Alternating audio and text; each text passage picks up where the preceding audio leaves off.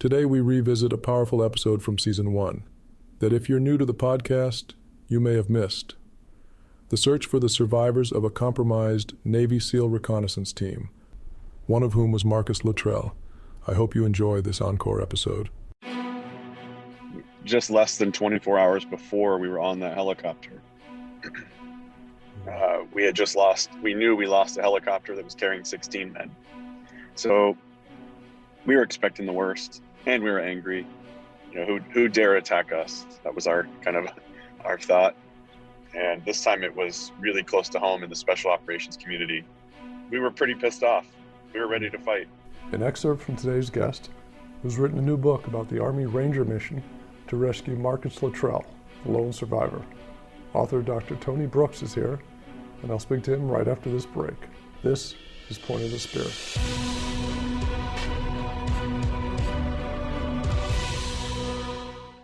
Welcome back. I'm Robert Child.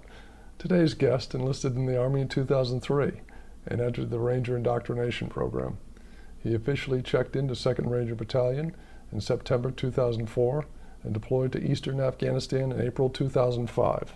His first mission was Operation Red Wings 2, and he's written an account of it. His book is called Leave No Man Behind, The Untold Story of the Rangers' Unrelenting Search for Marcus Luttrell. The book came out August 10th, and Dr. Tony Brooks joins us now. Tony, welcome to the show. Yeah, thanks for having me. Oh, it's a pleasure. Before we get underway, I just want to reference a review that's outstanding.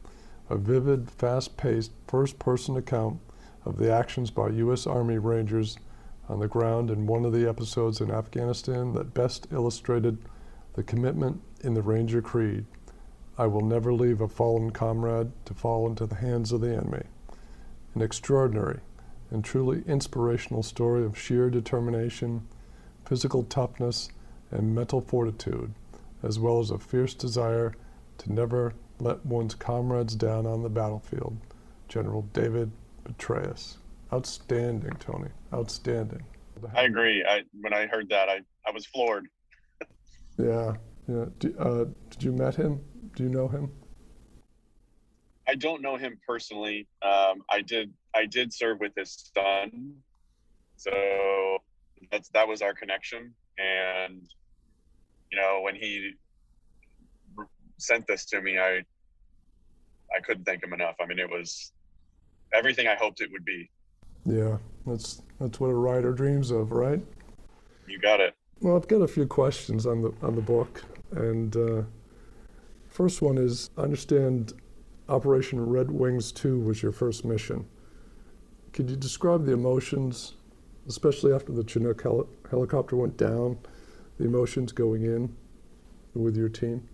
Yeah, I mean, being it was my first mission, I really didn't know what to expect.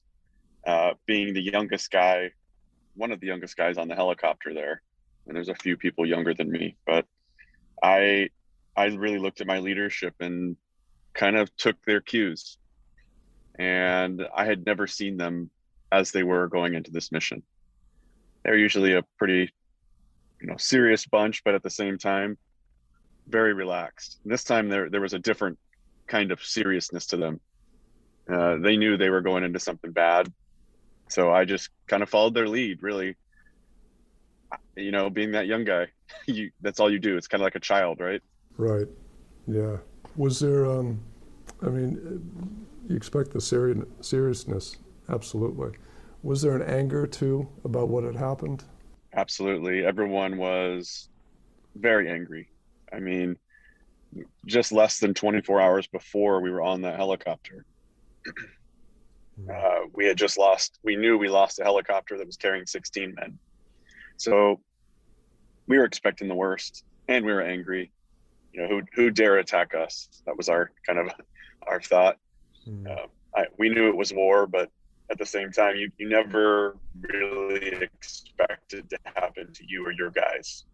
Right. It's always somebody else. And this time it was really close to home in the special operations community. So we were pretty pissed off. We were ready to fight. I can imagine.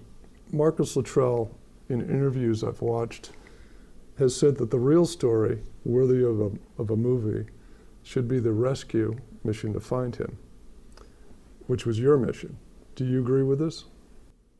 I don't necessarily agree completely with that. I think his story is his story, and it's important, and I'm very thankful that he's around to tell it.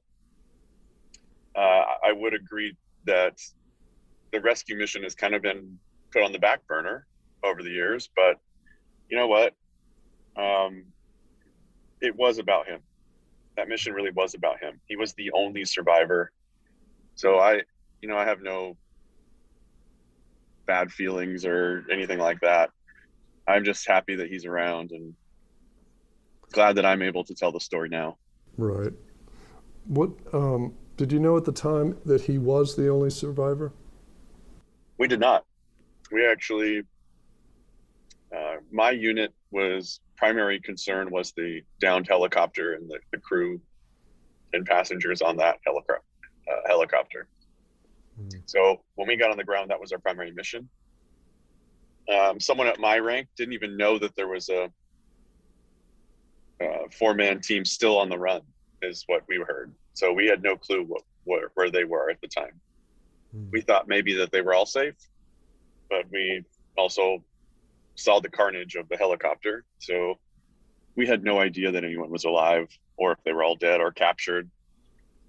We were kind of on the fly on the ground, just trying to figure it out as we went. Did you know where you were actually going? Yeah, I mean, the start of the mission, we knew exactly where the helicopter had crashed. So being our primary objective, that was the first place we were headed. And it was a little bit crazy when they dropped us on the ground. Our unit had no maps of the area because of how remote it was.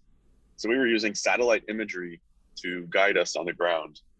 And if you've ever seen satellite imagery, it's amazing, which the details you can see. But one thing you cannot see is the terrain. You can make guesses, but you cannot see terrain on a satellite image. So when we were on the ground, we were shocked at the terrain that we ended up on. And it was difficult to get to that crash site. But once we were at the crash site, we found out there was, a four-man team still on the run somewhere. We had no idea where they were. So our job was to comb the mountain systematically, looking for intel, trying to find them as fast as we possibly could. Tell us what the circumstances were that transpired that actually helped you finally find Marcus. What we had heard on the ground was that a local villager had gone to the local military base and said that they had a American and they were protecting him. Well, first things we hear on the ground, we hear that and we think, oh, this is a setup. Yeah, they might have the Americans we're going, but we're expecting to have to fight our way in and fight our way out. We had two possible locations of where he might be. So we just headed to those villages. My platoon to one, and third platoon of Charlie Company, 75th Ranger Regiment, also went to another town. What it turned out to be was 3 Charlie, which is my the other platoon that I was with, ended up in the village that Marcus was in. But they had no clue what they were going into, and they were basically running into this village expecting to get shot at. Were there casualties in either of your squads? We had no casualties as far as deaths. We did have some injuries, but minor compared to what had transpired earlier. We had a broken arm on the fast rope into the mountain. Were you part of the recovery of the other team members, of Marcus's team members? I was not. That was also 3 Charlie.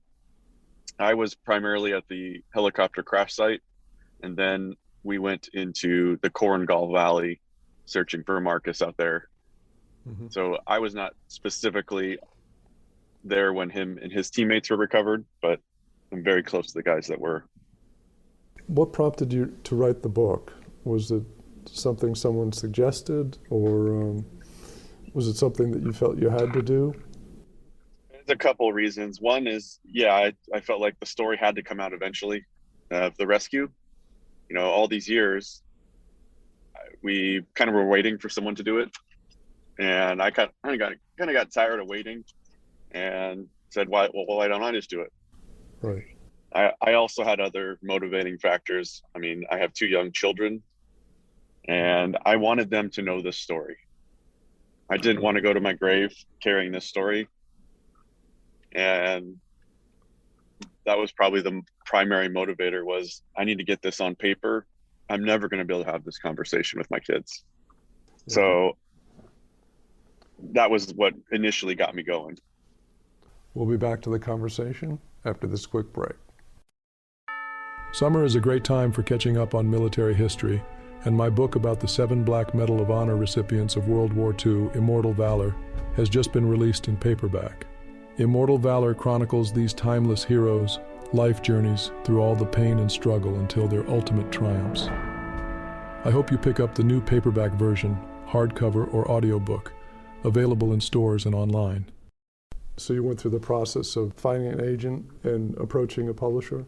Yeah, I mean, that was a kind of a wacky deal. I actually, when I was thinking about writing it, I sent a LinkedIn message to a fellow author and said, I'm thinking about writing this book about this story.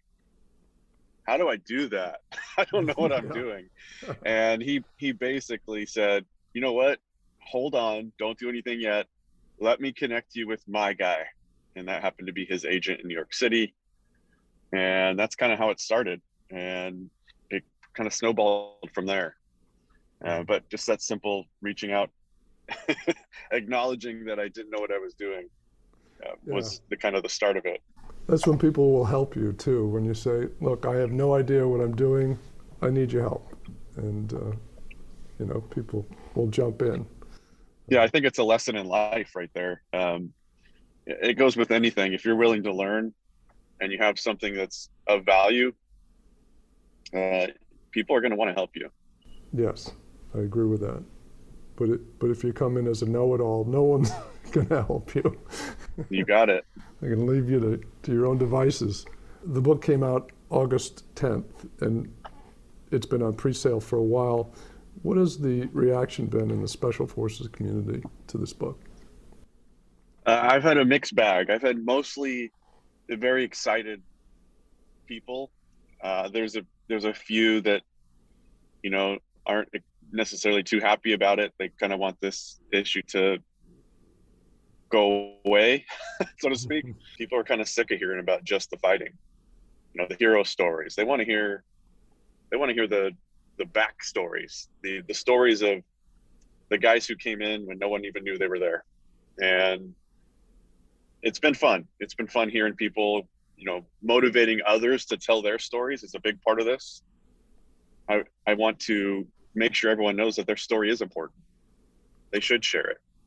Absolutely. So there's a lot of very excited veterans out there. Have you talked to Marcus Luttrell at all on this? I did send him a copy of the book, and I'm still awaiting some comments, but I have never spoken to Marcus. I hope to someday soon, but to this date I have not. This is your first book, obviously. Do you plan more books in the future about your military experience? I really enjoyed writing this book, and I do think I'm going to write some more. In fact, I've already started some other things, some other projects. Great. I may or may not get into more military stuff. I would prefer to move to more recent passions, like my passion about health and wellness and helping veterans. So that's kind of the path I'm leading towards right now. And that was one of my questions, actually. Tell us a little bit about Objective Healthy and working with the veterans. Yeah, so this is my big idea, and this is something that's still in the works, and we're still working on it. But my job is to educate veterans on how to live a healthier lifestyle. One of the sickest populations, as far as demographics go, in the United States are veterans. They are chronically ill. They have lots of mental health issues. Their nutrition is just awful. When you're in the military, everything is really set up to where you only have to know how to fight. You don't have to worry about what your next meal is. You don't have to worry about where to sleep. You don't even have to worry what clothes to put on every day, because it's all picked for you. Yeah. So when people transition out of service, they're, for lack of better terms, they're lost. They have to relearn how to be a human again. And health is one of the areas that they tend to struggle in. And you can see the evidence in the VA system, which is sadly failing our veterans. And it's going to take, my belief is it's going to take fellow veterans to reach out to look out for each other. It's not, no one's going to come out and save us. I mean, we have to save each other, I think. So that's my purpose behind mostly education is my goal. And then possibly some products in the future, but mostly education is what I'm most concerned with. No, you're a chiropractor, correct? Yes, I am. Did you get licensed after the military, or were you a chiropractor before? No, after I got out of the military, I knew I wanted to help people. I was planning actually to go to medical school straight out of the military. As I continued on that path, I had some health problems of myself. You know, I had some severe back problems that I couldn't seem to find anyone that could help me. And I was struggling, and I kept trying different doctors and different modalities, and nothing seemed to be really solving my problem. Well, my wife, being the amazing woman that she is, forced me against my will to go to a chiropractor. I didn't want to go. I didn't trust them. I kind of grew up in a family that really didn't have a lot of nice things to say about chiropractors. Mm-hmm. So that was going into it. That's how I felt about them. Well, I'll be damned if the chiropractor didn't fix my back. Amazing. And after that happened, I kind of had this light bulb go off and be like, wait a minute, I can help people. And, you know, I'm not gonna have to worry about people dying on my table. And this sounds like an awesome career. I can be that guy that can just help me. And that's instantly my path changed to become a chiropractor. Oh, and it's become your passion. Absolutely. It sounds like that. Yeah, I've been to chiropractors in the past, and I didn't really know what to think about them before I went to my first one. And then when they cracked my neck, I said, oh, okay, that feels a little bit better than it was. You know, I'm always surprised at how people don't realize that they've lost range of motion. It goes so slowly over time that, you know, someone's like, I can look over my shoulder when I'm driving my car now. I'm like, wait, what? Yeah. You're telling me you couldn't look over your shoulder before you walked in here? Yeah. And they don't know it. Yeah. No, they have no clue. Yeah. They told me things about myself that I didn't know either about my body, which we got corrected, thank goodness. Good. So you have more books planned in the future, not necessarily military, and you're working on Objective Healthy. Is this a national effort you're working on? Yeah, absolutely. It's going to be, I'm going to start off with an online educational platform for veterans. And then from there, we're going to expand out to physical locations. But, you know, I figured online is the best way to reach as many people as possible. So that's where we're starting.